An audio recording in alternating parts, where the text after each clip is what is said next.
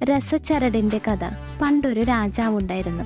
സംഗീതത്തിൻ്റെ ബാലപാഠം പോലും ഈ രാജാവിന് വശമുണ്ടായിരുന്നില്ല. സംഗീത വിദഗ്ധന്മാർ വന്ന് രാജസദസ്സിൽ പാടുമ്പോൾ രാജാവ് മരപ്പാവയെ പോലെ ഇരിക്കും. പക്ഷേ രാജ്ഞി സംഗീതത്തിൽ അതീവ പാണ്ഡിത്യമുള്ളവളായിരുന്നു. സംഗീതജ്ഞാനമില്ലാത്ത രാജാവിൻ്റെ ഈ അവസ്ഥ സംഗീത വിദൂഷിയായ രാജ്ഞിയുടെ മനസ്സിൽ വളരെ വിഷമമുണ്ടാക്കി. അതിന് അവർ ഒരു വഴി കണ്ടുപിടിച്ചു. ഒരു ചരടെടുത്ത് രാജാവിൻ്റെ കാൽവിരലിൽ കെട്ടി മറ്റേ അറ്റം രാജ്ഞിയും പിടിച്ചു.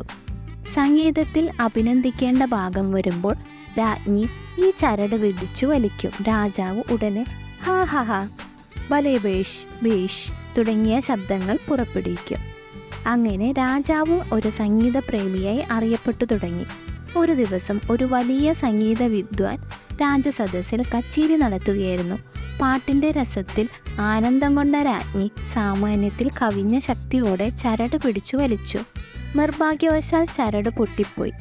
വിഷണ്ണനായ രാജാവ് ഭാഗവതരോട് പറഞ്ഞു, ഭാഗവതരെ, ഒന്ന് നിർത്തണേ, രസച്ചരട് പൊട്ടിപ്പോയി, ഇതൊന്ന് കെട്ടിക്കോട്ടെ. ഏച്ചു കെട്ടിയാൽ മുഴച്ചിരിക്കും. അതാണ് ഈ കഥയുടെ ഗുണപാഠം.